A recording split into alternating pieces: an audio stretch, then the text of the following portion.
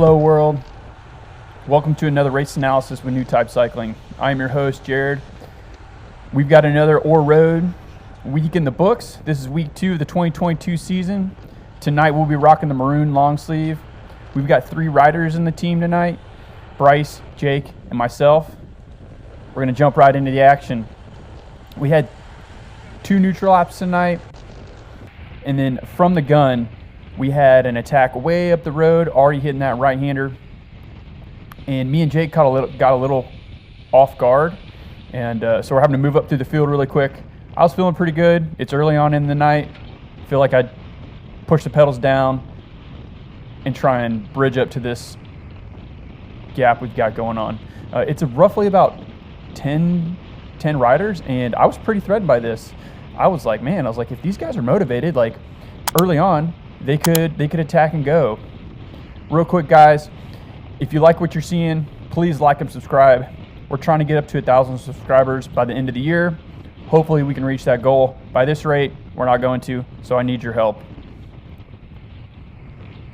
Here I am bridging up, big group of guys, and I was like super psyched about this because looking through the field, there's a lot of strong people in this group, and just nothing. When I got there, they just kind of slowed down, and I'm checking my shoulder for everybody. We're going relatively fast, but unfortunately with so many strong people riding at Ore Road this year, you really, to make a break stick, you really have to have it above like 32 or 35 miles an hour consistently for like a full lap, maybe a lap and a half or something, to really get a solid gap. And unfortunately, that just doesn't happen with this break early on in the ride.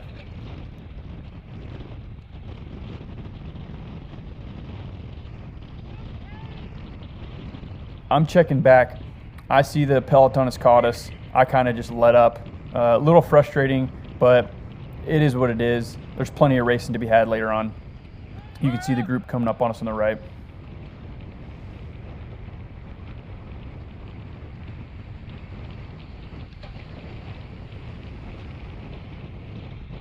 But I was feeling pretty fresh tonight. Teammates were too. Having 3 teammates.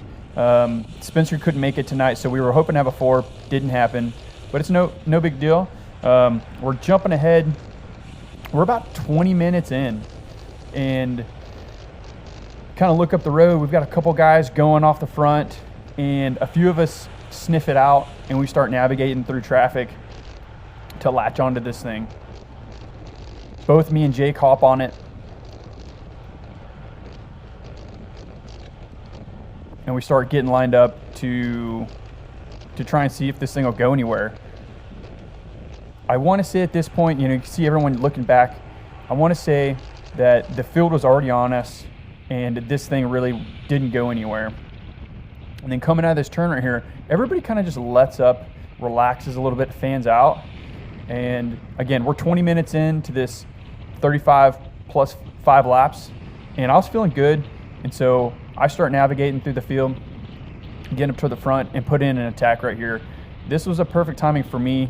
I don't know if anyone else did something like this throughout the night, but I was feeling pretty good. I tried not to overcook myself on this whole thing, so feeling trying to stay calm, put down decent power. But if you look up at the track map, we've got a really strong crosswind in this section, and then when I take that long hander, it's going to turn into a headwind. Well, I stay away for about a half a lap, and I get 2 guys that bridge up to me, and we decide to work a little bit. Not gonna lie, my heart rate's not too bad right now, but I am pretty beat. My legs are super tight, and it's just really hard for me to put out any more than like 300, 400 watts and just not feel totally cooked. Rotate through it here, get a little elbow flick. Talk to the guy, let him know, see what I got in me, and I really just don't have much. Immediately when I get on the front, I start pulling, and obviously that wasn't enough. Big Michael comes around me on the right side. He's like, you're going too slow. And I let them know, hey, it's all y'all, do y'all's thing. And then sure enough, the peloton's right behind us and they scoop us up. Pushing ahead, guys, We're 25 minutes in now, so just a lap later after that attack, Jake finds himself on another flyer, running with a couple guys. These two were already off the front, and he's riding with a hot fly guy, and they try and make something happen.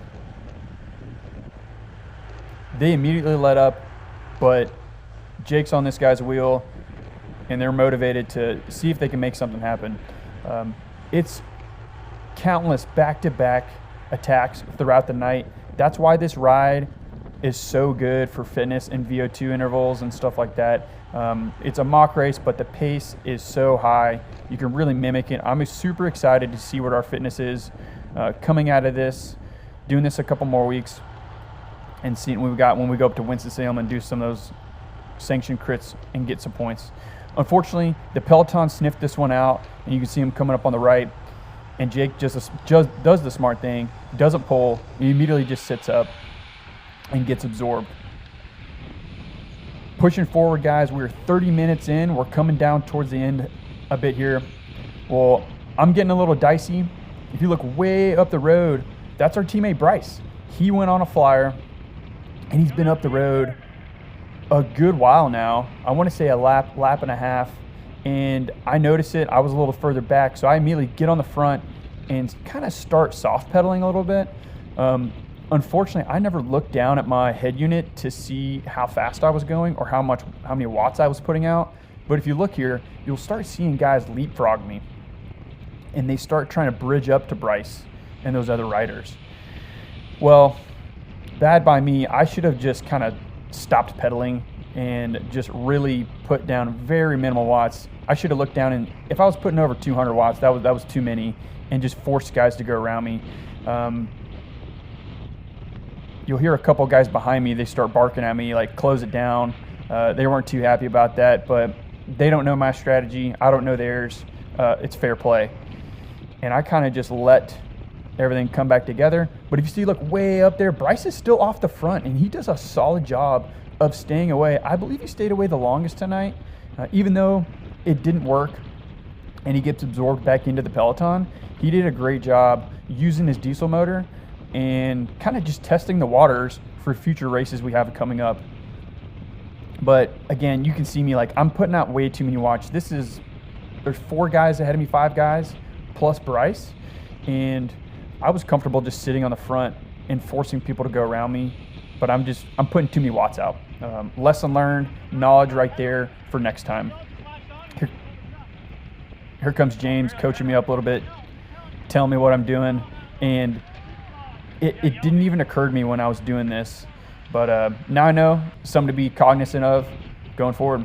There's a picture of Bryce right there on the right getting absorbed. He was out there for a good while, man. I was super impressed, and we were psyched at the end of the night.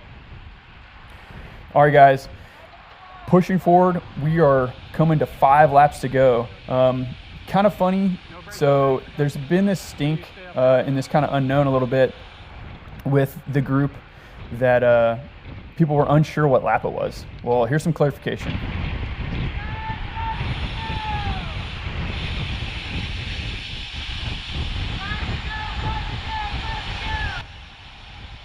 All right, so for everybody in the Charlotte area that's doing O-Road, you've got clarification. I reviewed the footage and counted down the laps, and yes, we finished all 5 laps correctly. We did not leave one out there to hang.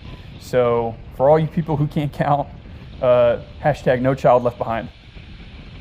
So we're pushing ahead, guys. 4 laps to go now, and we've got a 2-rider attack that just blows off the front. So everyone's jockeying for position. Pace is ramping up, and we're going, 3-4 wide now on every part of the track. We're getting squeezed in the corners, and people are psyched. Well, red flags are going off on my head. I need to be protecting my position, making sure I'm on the right wheels so I can have a good advantage to come down for potentially a sprint finish.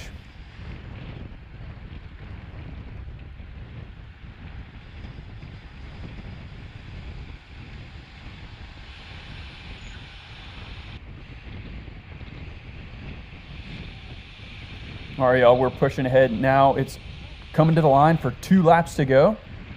We're going to let these last two laps play out for you. And it gets a little tight right here. People start griping. It is what it is, man. I don't know what to tell you. It's 2 laps to go. People are psyched. They want that position. So if you're slowing up and you're leaving a gap, they're going to take it from you. I didn't really have an issue with that, but obviously you hear people chirping and grouching. They're getting a little worried, but it was super easy to move up right here on the outside. Yeah, I'm hitting a little bit of a wind, but it's not crazy right now because I'm kind of sheltered on the outside until I make this turn. And right here, it's a pretty solid crosswind coming from my left. So I want to be protected as much as possible, but I'm feeling good. It's starting to string out now. Our teammate Bryce is on the front.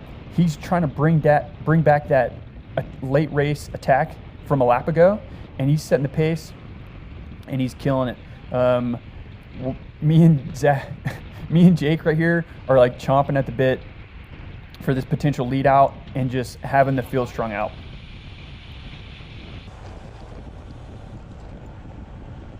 So we'll punch over to Jake's camera. I was feeling pretty good. You can see Jake's heart rate. He's running 196, 197. He's got a high heart rate. I think his max is like 110, 150, or excuse me, 210, 215. Insane. I look back at him, let him know, hey, I got you. I'm feeling good. And I'm willing to do the lead out for him and see what we got. It's hard to see, but Bryce is still on the front. He's just out of camera view. But he's starting to burn out a little bit. He's been on the front. There he is to the left. He's been on the front and bringing those guys back. Well, I just say F it and start putting the power down. Nothing crazy power-wise. I'm trying to be nice, smooth, and consistent because this is a really fast downhill. I'm staying to the right. I'm going to gutter people.